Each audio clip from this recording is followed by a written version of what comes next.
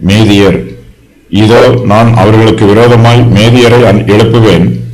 அவர்கள் வெள்ளியை மதியாமலும் பொன்னின் மேல் பிரியப்படாமலும் வில்லுகளால் இளைஞரை சிதைத்து விடுவார்கள்.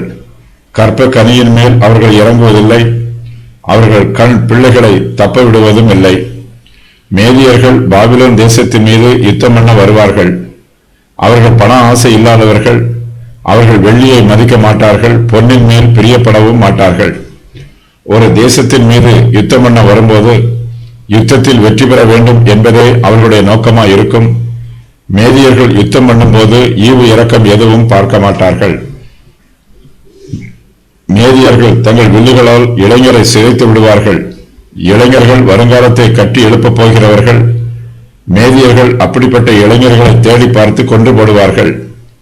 இளைஞர்கள் செத்துப்போனால் அந்த தேசத்தை திரும்பவும் கட்டி எழுப்புவது கடினமாய் இருக்கும். இளைஞர்களை சிதைத்து விடுவதோடு கற்ப கனியின் மேலும் அவர்கள் இறங்குவதில்லை.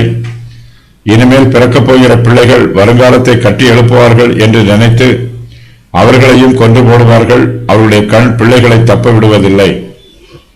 இளைஞர்கள் மீதும் சிறு பிள்ளைகள் மீதும் அவர்கள் இரக்கம் காண்பிக்காமல் அவர்களை கொன்று போடுவார்கள். அப்படிப்பட்ட இரக்கமில்லாத மேதியரை கர்த்தர் பாபிலோன் தேசத்திற்கு விரோதமாய் அனுப்புவார். ஏசாயா 13, 17, 18 ஆகிய வசனங்களில் கூறப்பட்டிருக்கும் தீர்க்க தரிசனம் பாபிலோனை பொறுத்தளவில் உடனடியாக நிறைவேறும்.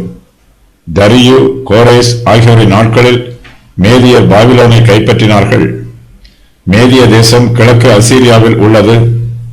யாபேத்தின் குமாரனாகிய மாதாயின் சந்ததியில் மேதியர் வந்திருக்கிறார்கள். அசீரியர் மேதியரை ஏற்கனவே கீழ்ப்படுத்தி இருந்தார்கள். 520 வருஷங்களாக மேதியர் அசீரியரின் கீழ் இருந்தார்கள். திகிலாத் பிலேசர், சல்மனாசர் ஆகியோரின் காலத்தில் மேதியர்கள் அசீரியாவிற்கு எதிராக கலகம் பண்ணினார்கள். இது யூதாவின் ராஜாக்களாகிய எசேக்கியா, ஆகாஸ் ஆகியோரின் காலத்தில் நடைபெற்ற சம்பவம். எசேக்கியாவின் நாட்களில் சனகரிப்பின் அசீரிய சேனையை கர்த்தருடைய தூதனானவர் அழித்தார். அசீரியரின் இந்த அழிவினால் மேதியர் விடுதலை பெற்றார்கள்.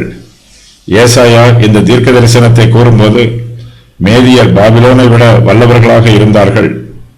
அசீரியரிடமிருந்து விடுதலை பெற்ற பின்பு மேதியர் பெர்சியரையும் மேற்கு ஆசிய தேசத்தாரையும் வென்று அவர்களுடைய தேசங்களையும் தங்களுடைய தேசத்தோடு சேர்த்து கொண்டார்கள்.